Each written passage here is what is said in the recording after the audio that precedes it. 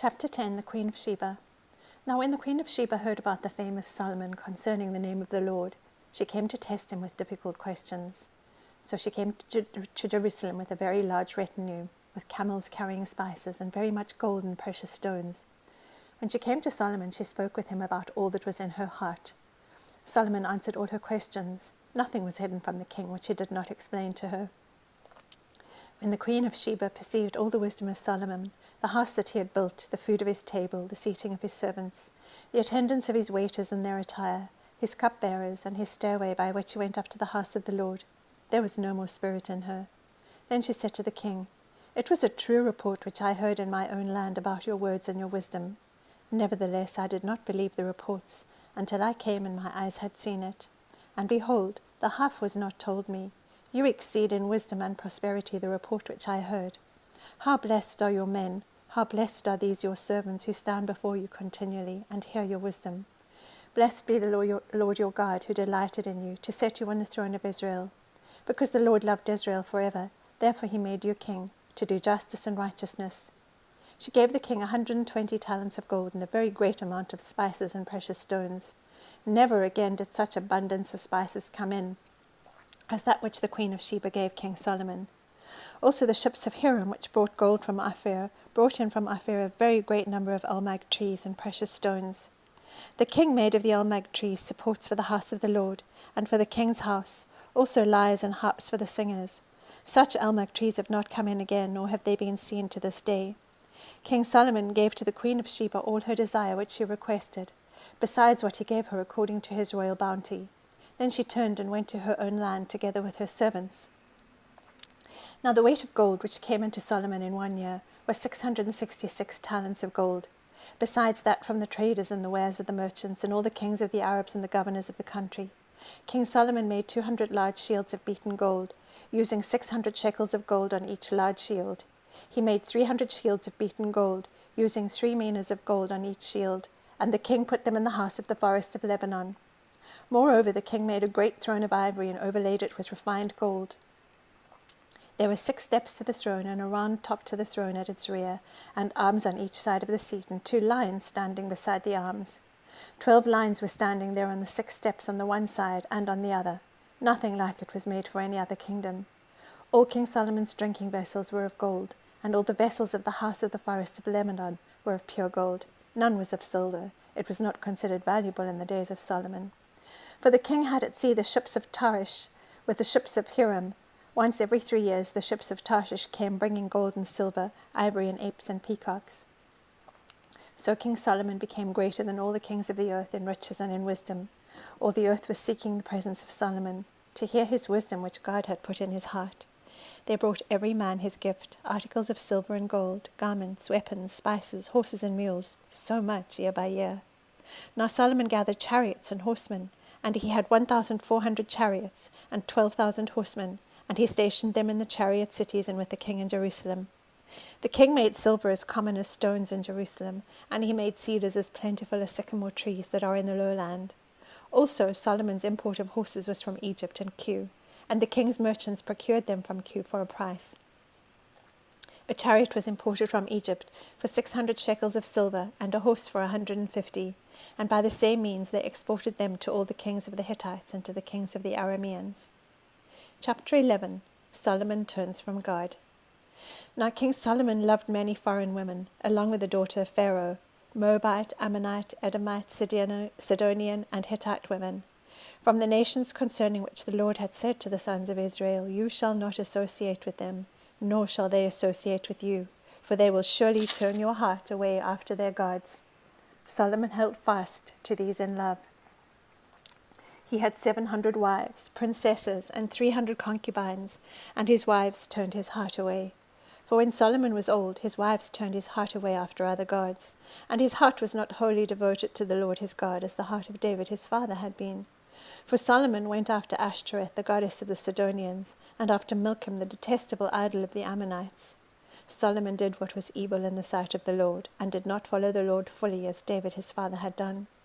Then Solomon built a high place for Chemosh, the detestable idol of Moab, on the mountain which is east of Jerusalem, and for Molech, the detestable idol of the sons of Ammon. Thus also he did for all his foreign wives, who burned incense and sacrificed to their gods. Now the Lord was angry with Solomon, because his heart was turned away from the Lord, the God of Israel, who had appeared to him twice, and had commanded him concerning this thing, that he should not go after other gods.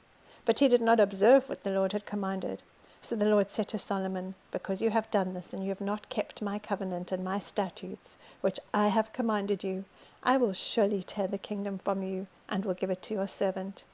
Nevertheless, I will not do it in your days for the sake of your father David, but I will tear it out of the hand of your son. However, I will not tear away all the kingdom, but I will give one tribe to your son for the sake of my servant David, and for the sake of Jerusalem, which I have chosen. Then the Lord raised up an adversary to Solomon, Hadad the Edomite. He was of the royal line in Edom. For it came about, when David was in Edom, and Joab the commander of the army had gone up to bury the slain, and had struck down every male in Edom. For Joab and all Israel stayed there 6 months, until he had cut off every male in Edom. That Hadad fled to Egypt, he and certain Edomites of his father's servants with him, while Hadad was a young boy. They arose from Midian and came to Paran, and they took men with them from Paran, and came to Egypt, to Pharaoh king of Egypt, who gave him a house, and assigned him food, and gave him land. Now Hadad found great favor before Pharaoh, so that he gave him in marriage the sister of his own wife, the sister of Tahpenes the queen. The sister of Tahpenes bore his son, Genubath, whom Tahpenes weaned in Pharaoh's house, and Genubath was in Pharaoh's house among the sons of Pharaoh.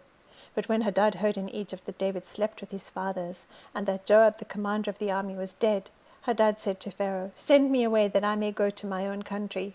Then Pharaoh said to him, But what have you lacked with me? But behold, you are seeking to go to your own country.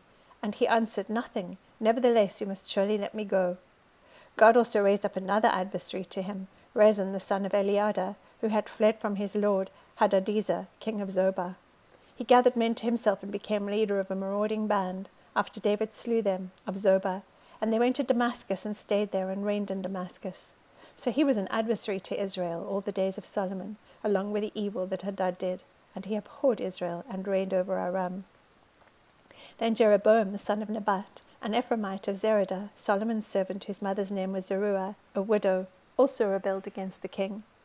Now this was the reason why he rebelled against the king. Solomon built the millow and closed up the breach of the city of his father David.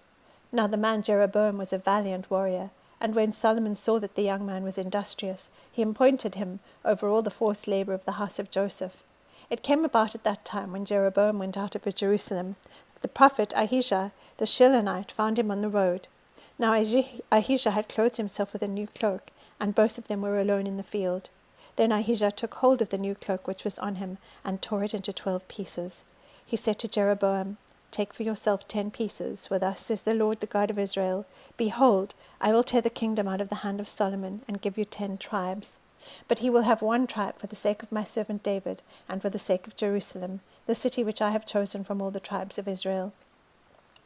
Because they have forsaken me, and have worshipped Ashtoreth, the goddess of the Sidonians, Chemosh, the god of Moab, and Milcom, the god of the sons of Ammon, and they have not walked in my ways, doing what is right in my sight, and observing my statutes and my ordinances, as his father David did. Nevertheless, I will not take the whole kingdom out of his hand, but I will make him ruler all the days of his life, for the sake of my servant David, whom I chose, who observed my commandments and my statutes. But I will take the kingdom from his son's hand, and will give it to you, even 10 tribes. But to his son I will give 1 tribe, that my servant David may have a lamp always before me in Jerusalem, the city where I have chosen for myself to put my name. I will take you, and you shall reign over whatever you desire, and you shall be king over Israel. Then it will be that if you listen to all that I command you, and walk in my ways, and do what is right in my sight, by observing my statutes and my commandments, as my servant David did, then I will be with you, and build you an enduring house as I built for David, and I will give Israel to you. Thus I will afflict the descendants of David for this, but not always. Solomon sought therefore to put Jeroboam to death, but Jeroboam arose and fled to Egypt, to Shishak, king of Egypt, and he was in Egypt until the death of Solomon. Now the rest of the acts of Solomon, and whatever he did, and his wisdom, are they not written in the book of the acts of Solomon? Thus the time that Solomon reigned in Jerusalem over all Israel was 40 years. And Solomon slept with his fathers, and was buried in the city of his father David, and his son Rehoboam reigned in his place.